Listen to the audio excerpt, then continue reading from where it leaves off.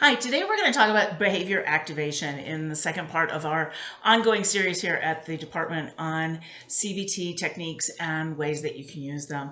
Behavior activation really works well with your clients who have had maybe some depression and have started isolating themselves.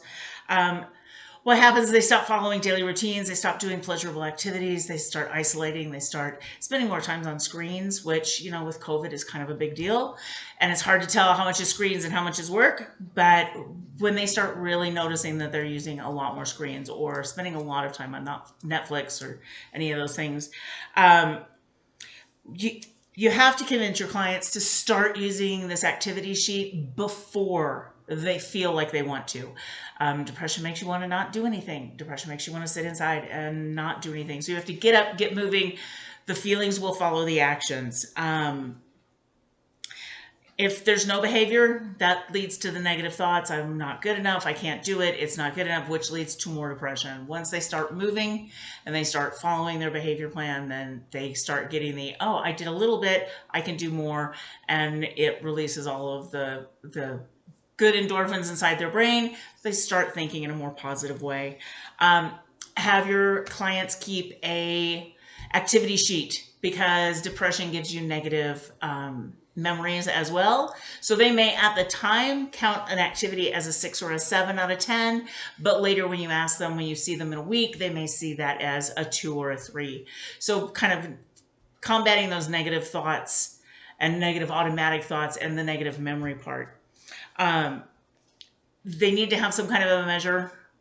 1 is I want to lay on my bed. 10 is I'm ready to go run the triathlon. Somewhere in between is where your clients are going to be most of the time. Use their chart thought to challenge their thoughts, challenge those automatic negative thoughts, and make sure that you tell your clients to praise themselves every time they do a little bit of anything. It really, having that self-praise, having that self-talk will help decrease their depression as well. We have with us a client of mine who is suffering from a little depression and has been finding himself more and more isolated and using a little more screens.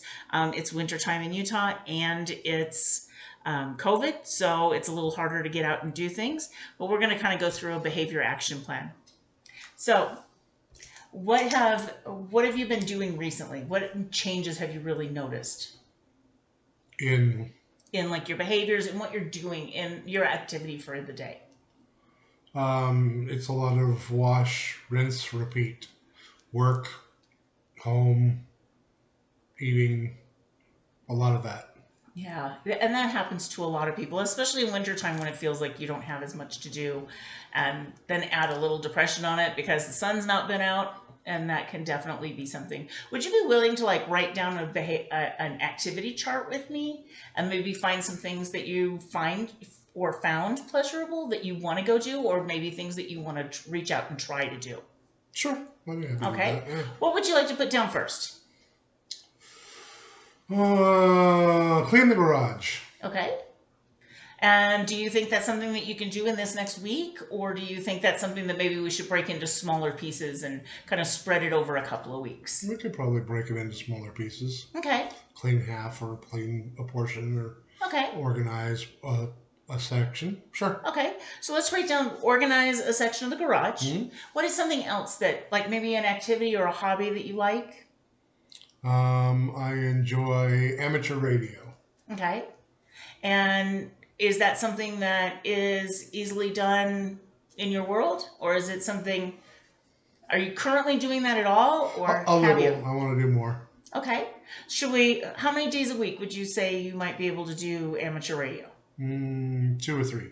Okay. So we're going to write that down. So you're going to work on a section of the garage, organizing a section of the garage, and you're going to work on 2 or 3 days a week trying to engage with the amateur radio things. Mm-hmm. Have you been kind of following your normal daily activities? We call them activities of daily living.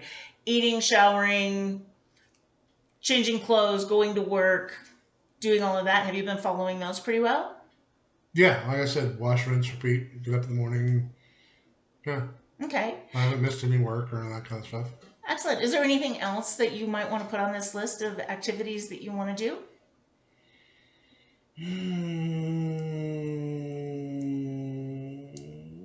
Not that I can think of. Off the top of my head. Can we add like one extra one? Can I suggest possibly one extra one? Sure, you can suggest. How about like a 5-minute walk each day? Sure. In the snow. Well, no, wait till they've plowed the snow or scraped off the sidewalks. Okay. A safe walk, but yeah, maybe like a 5-minute walk. Yeah. Do you think that's something that you could do? I could try. How many days a week would you like to try that? 2. Okay. And we're going to write this down on the list, but I want you on this list, when you do these activities, it's got 2 columns, and it's what did you do and how did you feel about it? Okay. And I want you to fill those in like as soon as you're done doing them. Okay. Okay? All right. Because one of the things that happens is that because depression really kind of clouds everything that's going on, that we may sit here again in a week and you've done these things and you felt accomplished when you were doing them, but by the time you get back to me, you may be going, well, I didn't do too much, or that's why I want you to keep a record of your thoughts right then. And then we'll go over this again next week when you come back. Okay. Awesome. Then we'll see you next week. Sounds great. Again, going over your client, making an action plan, asking them to write their thoughts immediately so that you can go back and look at them during the session to both validate the client in what they're doing and to be able to help expand that activity list in future times. Thanks so much for tuning in. We'll see you again for part 3.